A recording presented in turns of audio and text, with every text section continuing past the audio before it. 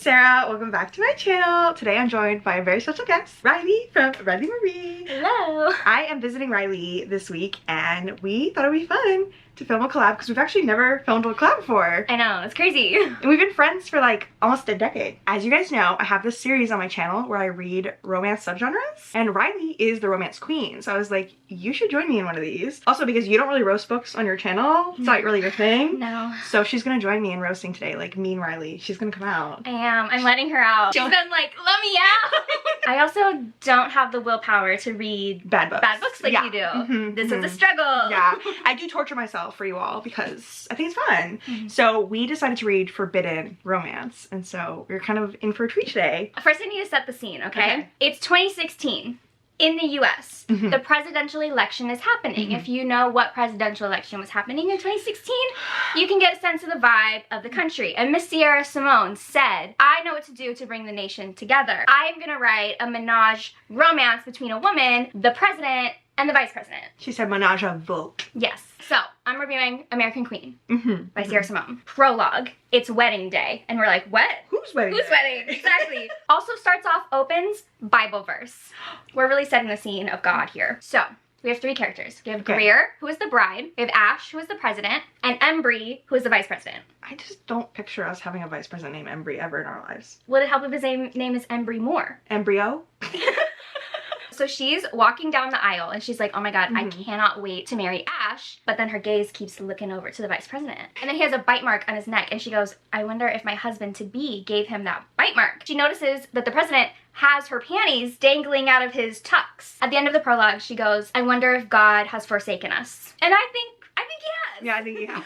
So part one, the princess, starts 18 years ago. The main character, Greer, she is 7 years old. She is the current, in her timeline, 18 years ago, she's the current vice president's granddaughter. And this man named Merlin comes up to her. He says, one kiss from you would swing this world from friendship to anger, from peace to war. It will destroy everything. She's 7. She's 7. Also, forgot to mention, this is in our theory and retelling. So he is Merlin. Then we jump forward a little bit, but it's 10 years ago. Okay. So she's now 16. So she's at this political party with her cousin. She like grabs her cousin's wine glass and it breaks. So she gets like all these cuts on her hand. And that is when Ash, future president, walks in and he's like, oh my god, let me help you, like clean up your little cut. There's this really weird scene. They've literally been talking for a minute and she looks at him and she goes, you should meditate. I can tell you have insomnia. I just have a gift for reading people.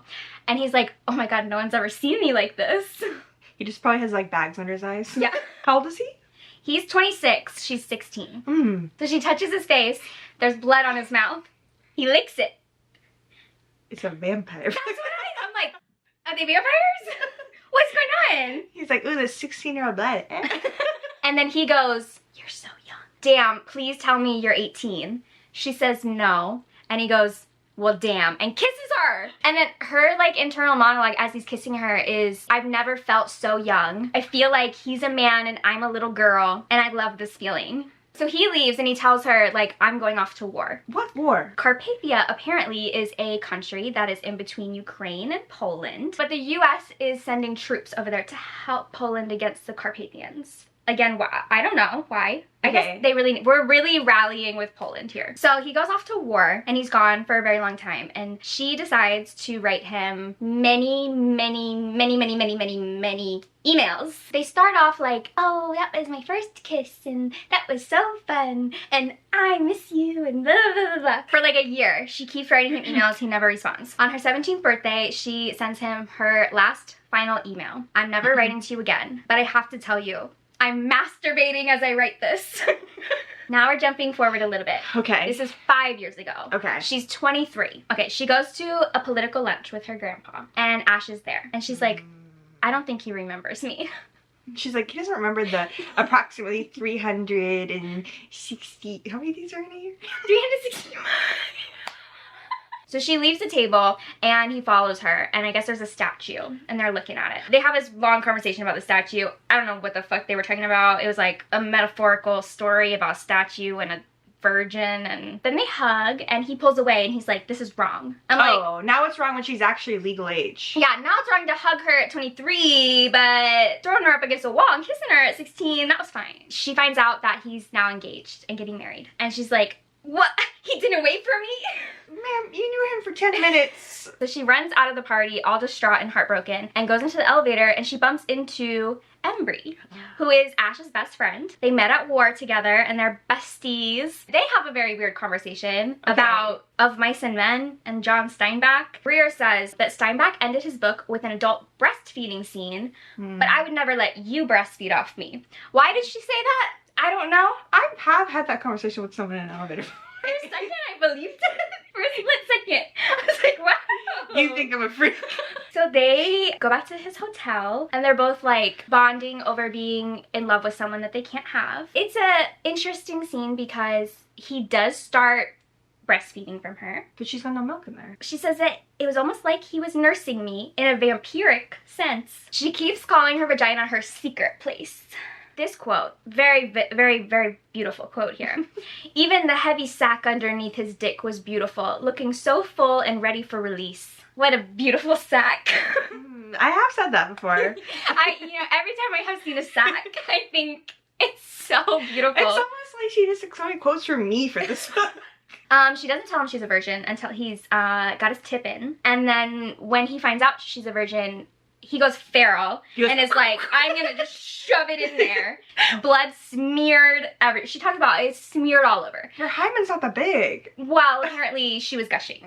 And then afterwards, he tells her that he wants to keep her forever. He wants to meet her family. He wants to make her breakfast. That's nice. Yeah. And then she gives him her number, and he never calls her. So now we're present day. We're on the current timeline. Okay, how old is she now? She's 28. She's a professor teaching Arthurian literature. So Embry shows up. She hasn't seen him since he ran out on her. And he's like, the president wants to see you. Turns out his wife Jetty, she's dead. She just died, and now he wants to see his little career. He's like, the president will see you now. Yeah, no, exactly. That's exactly what he says. And they have to meet in a secret place. So where do they meet? Which secret place? Her secret place? Not. Well, later, her secret place. So they meet in the church, and she's like, I can't believe you remember me. That was 10 years ago. And he hands her a stack of papers that are all dirty and have blood on them. It's her emails. Why did he get a printer when he was at war? She asks why he never responded to her emails. And he's like, well, you were 16. What was I supposed to do? Instead, I read your letters and fucked my fist every night. That's also appropriate. Then he fingers her. In the church. They might go to the hotel. No, they're still in the church. They're still in their secret place. And he fingers her in her secret place. So he's like, no, we can't have sex yet. Not until you're ready for me. Which, that's ominous. She meets Merlin again, and he's like, I have to tell you a secret about the president. He was in foster care, this we know. But his real parents is a former president, President Luther, who had an affair with this woman, and they had a secret baby. She died in childbirth. And the president didn't want to acknowledge that Ash was his child, so he put him in foster care. So he has a sister that he didn't know about for a while. Yeah. And then Greer's like, okay, so the secret's not that bad. Okay, so she walks into a room and sees Ash sitting on a couch. Embry is kneeling on the floor in front of Ash. Embry quickly gets up and leaves, and she's like, that was weird. I wonder what that was about. He gets up like this. He's at another political party, and this random ass senator named Morgan, who's a woman, comes up to her, and she's like, so you're fucking the president now. Has he flogged you? Has he tied you up? We find out this woman, Morgan, is Embry's stepsister, but file this woman away for later. Putting it up here. Yep. Okay, then Ash tells Greer to go wait in his room and kneel on the floor and wait for him. And when he comes in, Embry's with him. Ash is like, we have some political calls to make about this war, but you're gonna stay here, you're gonna get on my lap, you're gonna grind on my dick and get yourself off while we're on speakerphone. Now we jump forward just like a little bit. Okay. 6 weeks later, it's Christmas. I'm like, wow, a real plot point happening. They're having Christmas festivities. It's really cute. There's a Christmas tree. They're stringing popcorn garland. Have they talked about what happened that night? No. And then Ash randomly is like, Greer, we need to talk. And she's like, oh my god, he's gonna break up with me. What's happening? He takes her aside and he tells her about his real parents, and she's like, yeah, I know. And he's like, Morgan is my sister. The woman that he'd been fucking is his sister. He says, and I quote, "Yes, I did fuck my sister." So he's like, I fucked my sister. I killed a lot of people at war, men, women, and children. And then she says, if it took killing all those people to bring you here to me, then I won't allow you to torment yourself. She really said, fuck them kids. Then he asked her to marry him. Because he's like, wow, I really found the perfect woman who is going to accept me. They go have sex for the first time. And he's like, I'm very into BDSM stuff, so I'm going to beat you while we have sex for the first time. And he breaks out a belt and he goes whack, whack, whack. And she's like crying. Her safe word is his name. You know, I don't know much about the BDSM community. I'm gonna say that's not a great safe word. I don't think so. And after they have sex, she says, I have to confess something to you. The man that I lost my virginity to is your best friend. The day that Embry and Greer had sex, Embry was like, I want her to be my wife. So he went and told Ash, hey, I met this angel, this amazing woman, I want to marry her. And Ash is like, well, I also have to tell you, there's this girl named Greer who I'm obsessed with and I want to marry her. And Embry was like, Greer? I've heard that name before. Ash prevented them from being together? Yeah, so Embry never called her because of that. After they have sex, she wakes up and she goes down the hallway and she sees Ash kissing somebody under the mistletoe. He's kissing Embry. And she's like, I'm angry, but it's stirring up feelings inside me. So we find out the backstory on Ash and Embry. Yeah. When they got together, was at war. So there was a lot of bombings happening. Their whole troop got shot down. Embry got shot in the shoulder and the hip. And Ash saved him. And I guess he got a little adrenaline high that made him a little frisky. And he couldn't control himself. And Embry was like, well, I want to thank him for saving me. So I let him fuck me in the ass. I think Ash is a predator. He is. Very much. You gotta watch out if you're underage. You gotta watch out if you're related to him. You gotta watch out if you're bleeding out. He's like, I'm gonna make you bleed out of something else. He's like, I'm gonna give you another hole to cry about. And at this point, I was really getting the vibe that Ash and Embry just wanted to be together, but they did not want to be gay. So they were like, let's get this girl in the middle of us.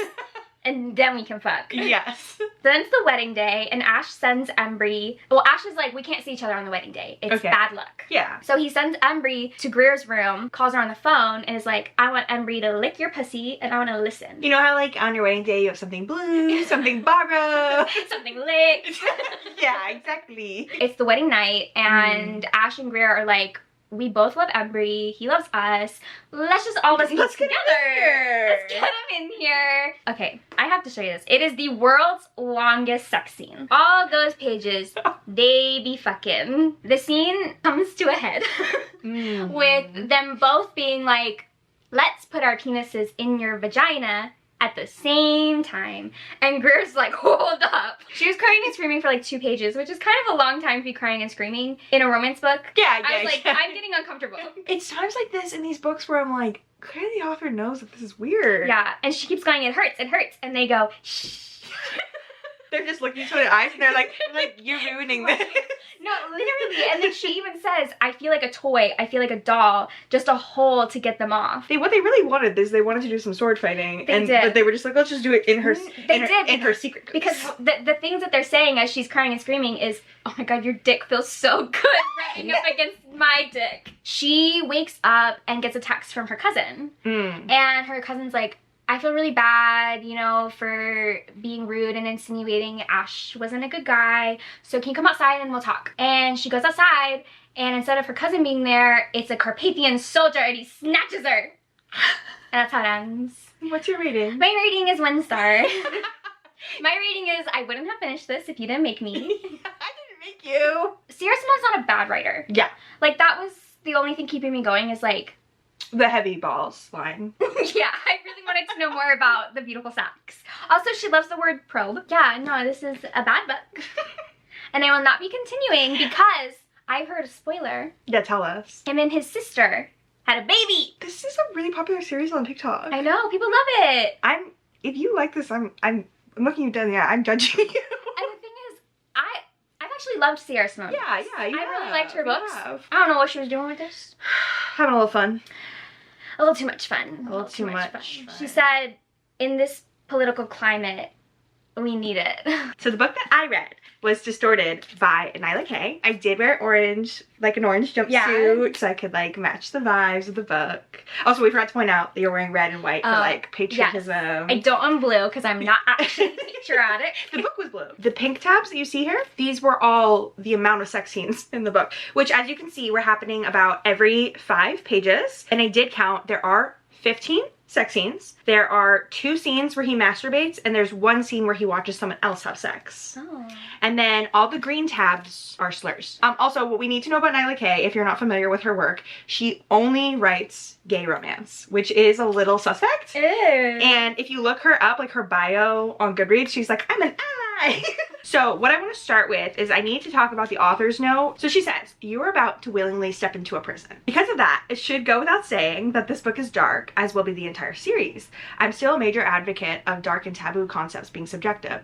Do I think that this book is extremely dark? No. Do I think it will be extremely dark to some readers? Absolutely. Personally, I like to think of this series as Tarantino. She did compare herself to Tarantino. Wow. Yeah. She said, I am like an Oscar winner. Yes, I am. And then she goes on to say that like if you share spoilers, it'll ruin the enjoyment of everyone. And she says, I'm begging you to be courteous and respectful in your reviews, your posts, and in Facebook groups, which is a weird thing that for an author to ask for. Yeah. Because I'm like, you're writing a really crazy dark taboo book and you're like, please be nice. Yeah. Be nice about my book. I don't know, it rubs me the wrong way when authors try to tell reviewers how to like approach their work. Yeah. So our main character is this guy named Dasha. His parents are from Russia, but he's grown up in New York City. Okay. He goes by Dash. And his father was a Russian bank robber. He was like very famous for like robbing banks. And he taught him the trade. Mm-hmm. So at the start of the book, he gets approached by this random guy that's like, hey, let's hit up this credit union, blah, blah. But the thing is, he's like, if you accept this deal, you have to do it in 5 days. And Dash is like, normally I take a lot longer to plan my bank heist. I need a little longer. But more to his backstory is he lives alone with his mom, and they have a very like tumultuous relationship because his mom is like mentally ill. Oh. And so he has been trying to like save up money so he can like leave town. I think he's like in his mid-20s. I think he's like 25, and he's just like, oh, I'm just so tired of robbing banks. And so he accepts the job, but when he goes on the job, things just aren't right. Like the guy who is supposed to be like the inside man like seems confused, and it's almost like he's being like set up or framed or something. I am gonna get upfront, we never find out who framed him. Something happens, and then everything goes red, and then he wakes up in a prison. No trial? No trial. What happened in court? No trial. None of that. The guy who like runs, the warden that runs the prison is like, welcome to Alabaster Penitentiary. Penitentiary. Penitentiary. If you come here, it's because you're a bad enough criminal that the government didn't want you to get a trial, and it's a lawless land here. Like, we can do whatever we want to you. You don't get out of here. There is no parole. You are now dead to the public. The public thinks you're dead, and you're now in this prison for the rest of your life, and you will live out the rest of your days here. Oh my god. Yeah, it's very like questionable, like human rights. Yeah. He then goes to his room and he learns that his roommate is this guy named Luther, who actually is really nice. Like Luther ends up being his best friend like the whole book. And Luther kind of like tells him like the ropes, and he's like, just so you know, like you need to be afraid of the guards because the guards do be fucking us. They do be fucking us, and they don't ask for permission. If you look at them a certain way. Also, if you want like a toothbrush or soap or any like thing that would normally be provided to prisoners, even though you're in prison, you gotta fuck them. You gotta fuck them. So he's like, I don't really want to do that because a big thing similar to Embry, he's like, I'm not gay. I'm no gay.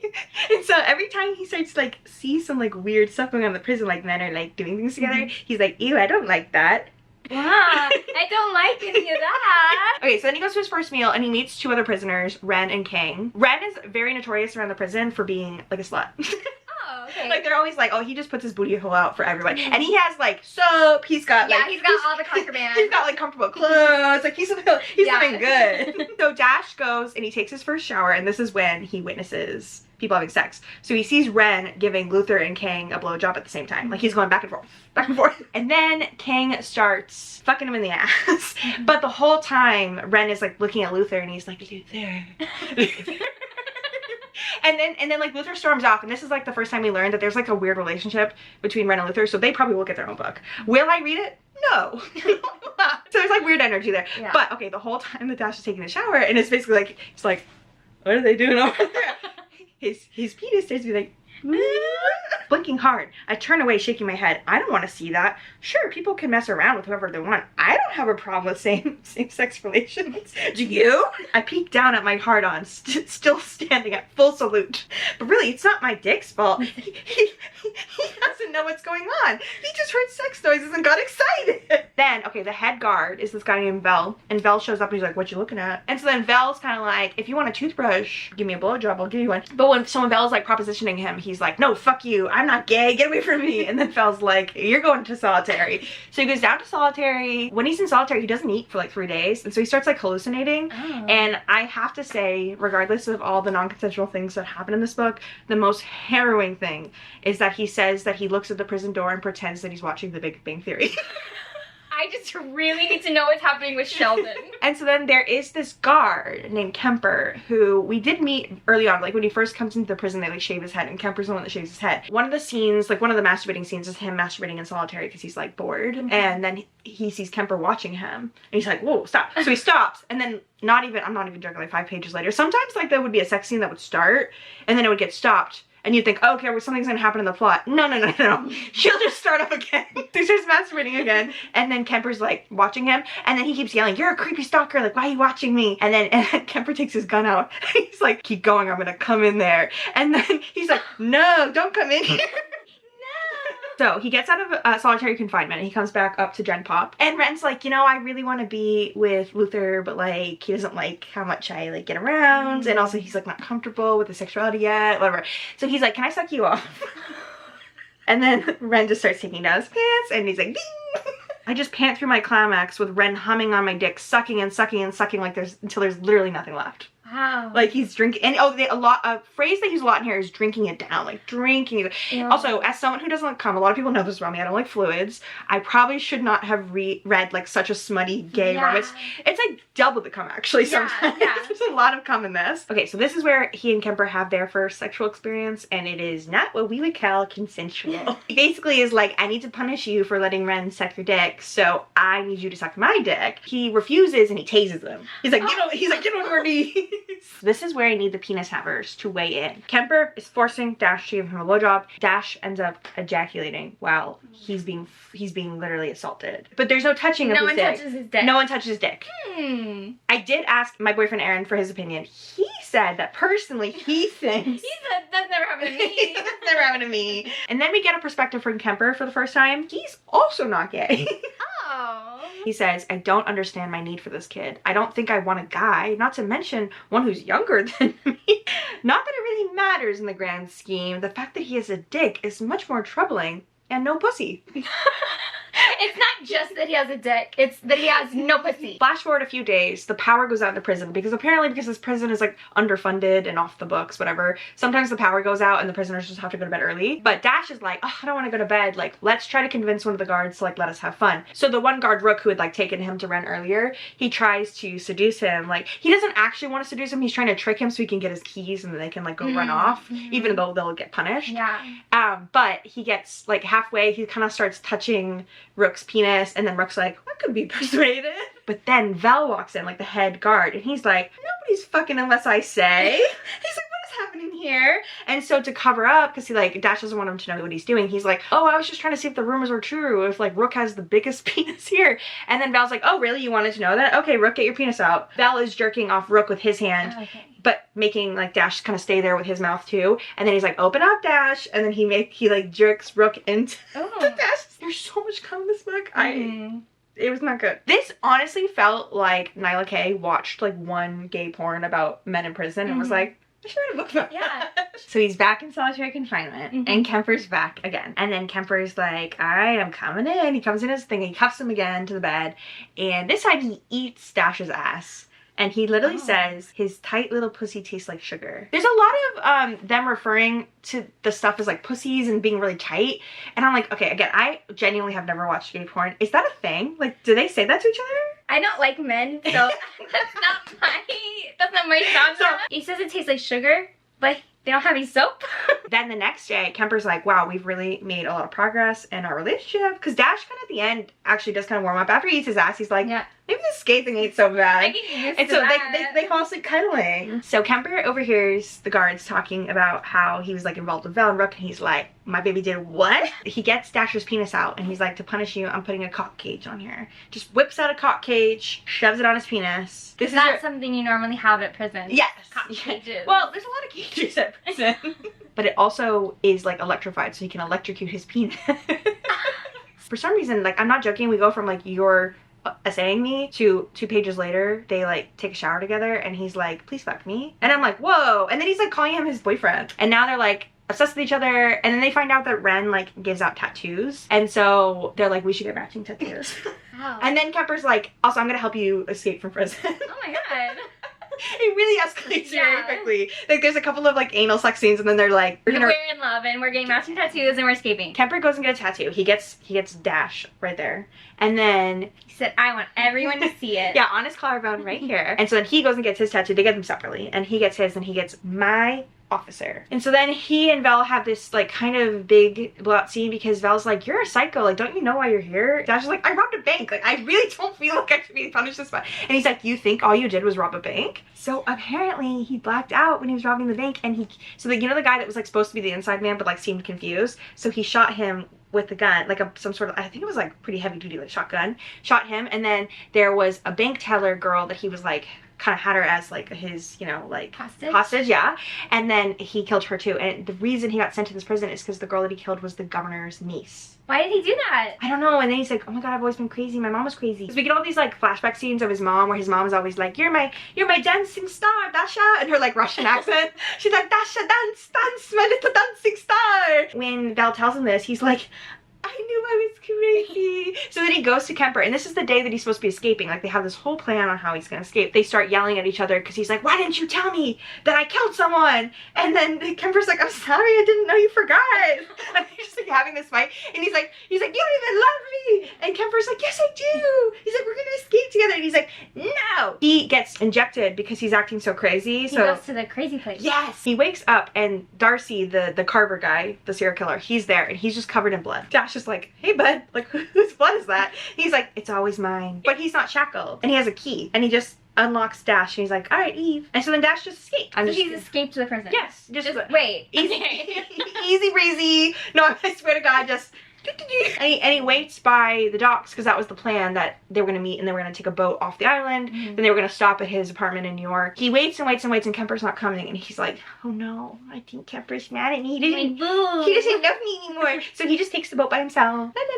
Takes a cab back to his New York apartment. And when he gets to the New York apartment, there's still like crime scene tape on it. As he's like packing up his stuff, he's like, where's my mom? She's not here. Like, what happened to my mom? And then he has a flashback, and this is when we find out what's always been going on with his mom, why he hates his mom. Is so when his dad left when he was 15, she would make him have sex with her. This was when he was 15, so she... Dance for me. And so the flashbacks like later. Dancing code for. No, I think she just always called him that, even when he was a kid. I don't know why she said that. She's like, dance for me. But the scene that we flash back to is like right after they've had sex. Is like she's like smoking a cigarette in bed, and she's like, Dasha, go get me like some alcohol. And then he's like, Mom, I don't like that we do this. And she's like, you love it. So he goes to the kitchen, and he gets a knife, and he stabs her repeatedly, and he kills her. And we find out that even in the modern day, he's crazy. His mom's been dead since he was 17, and he's 25 now. So he goes to Tulum. He's thinking about Kemper, and he's like, oh, I just miss my officer. I miss him. I miss my boyfriend. He tries to look up Callum Kemper, and he can't find his number. He finds Joy's number, and he calls, and he threatens her, and he's like, give the phone to Luther. And he's like, Luther, can you help me? Like, because Luther's like really good with computers, and so like, this is another thing that did not make sense. He was building a computer in prison. Can you look up Callum Kemper? And he's like, he doesn't work here. He said his last day was the day that you started. Like, when after he shaved your head, he quit. He left. You need him? Nyla K at this point subjected us to 11 sex scenes that were not real. That's crazy. So now he's drinking away in Tulum, and he's like, well, he's like, my boyfriend died. He's like, my boyfriend's not real. And he's like, and I killed my mom. he's like, I am not well mentally. And so he's that meme that's like, everything's on fire. He looks over, and guess who's sitting at the bar? Kemp, the real Kemper.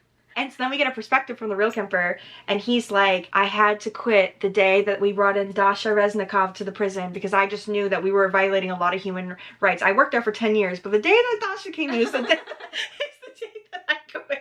So then Dash goes up to him and starts talking to him. And he's like, well, I'm not going to right away be like Officer Kemper. He's like, I am crazy, but I'm not that crazy. So Kemper's pretending like he doesn't know him and vice versa. Because he's like, in Kemper's perspective, he's like, how'd you get here? How'd you get to prison? But then he's also like, good for him.